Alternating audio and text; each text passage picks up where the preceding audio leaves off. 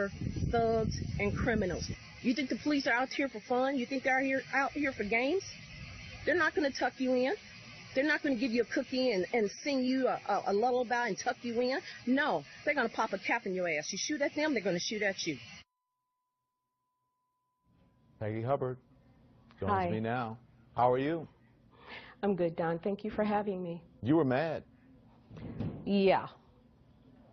In the words of Tyler Perry, I was ready to take off my earrings. Why? Jamila Bowden, 9 years old, lost her life in her own home doing her homework. Second, third day of school, looking forward to her future, and she's killed by a drive-by shooting, and it was the wrong house. It should have never happened to anybody, and it happened to her, a child. And that set me off. Because there were no protests for her and little news coverage, you said, in the area. Very little. My husband and I were sitting on the couch watching television. I didn't even know about Jamila's death until the next day. We were sitting on the couch watching television, and they break into normal broadcasting because there's a full-blown riot in downtown, well, not downtown, but midtown St. Louis, in the neighborhood I grew up in, the Walnut Park, Wells, Goodfellow, that area, North City. And the police executed a search warrant. Suspects are in the house. They're running from the police, shooting at the police, and the police shot one of the suspects, and he was killed. And from what we understand, he had a gun, and it was a stolen weapon. Jamila,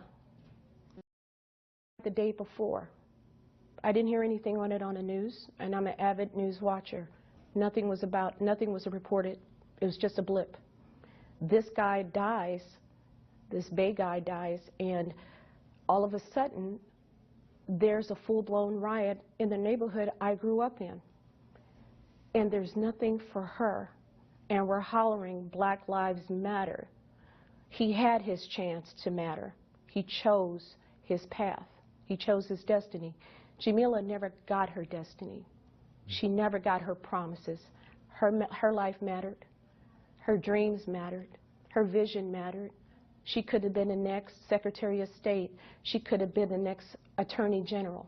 She never got a chance. And where was the outrage over her? You do acknowledge that there is police brutality, but you say it pales in comparison to black-on-black murder.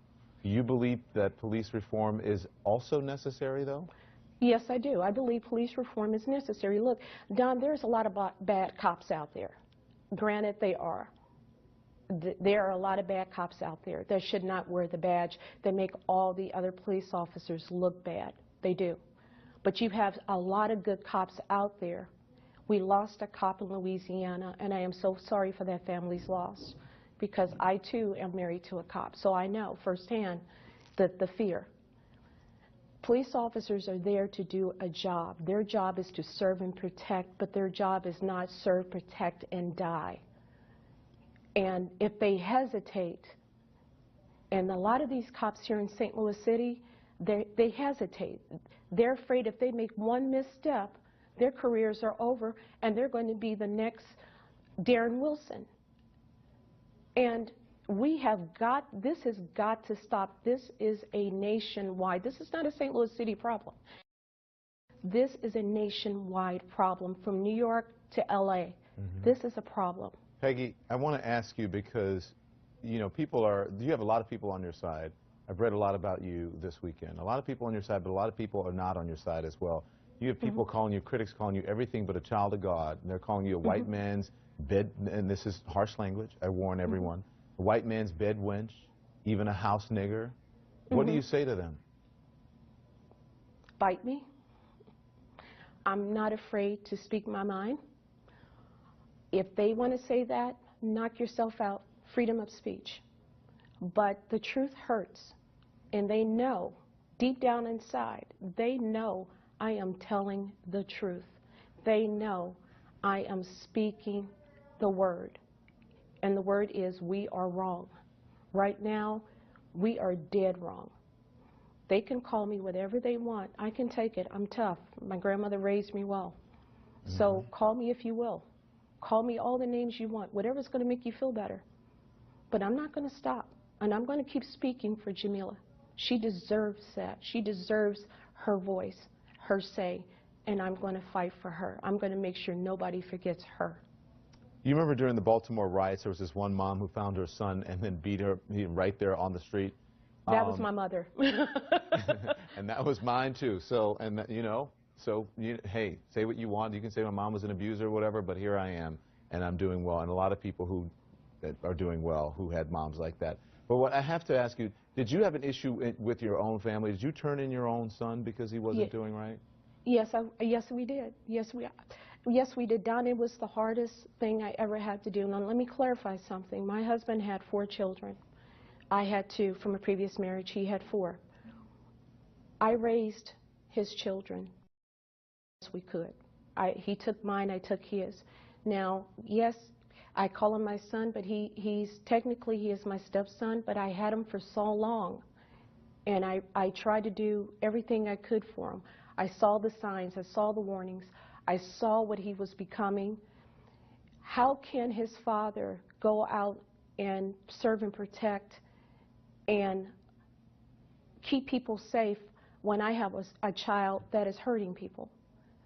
I can't have that. It was a thing about responsibility and accountability, and that's what I was raised and taught on. Yeah. So when I saw that he was going down that road and I saw what he did, I didn't have a choice. Yeah. It's my responsibility to make sure my child that I help raise, if he's done wrong, I'm going to hold him to that accountability. And that's what we don't have today. We're not holding our children accountable for their actions. I've got to ask you this, because you're a Marine. You served your country. Navy. You're Navy. You're a Navy. Sorry, you're in the Navy. Navy. You served your country very well. I want you to talk to me about privilege, because do you think that whites have a privilege, an advantage over blacks? Are you kidding? No. There is no such thing as white privilege. Don, let me tell you a story. I have a friend who is right now can't pay the house note, car got repoed, lights got shut off, water got shut off, okay? Can't buy food for their children, and they're white.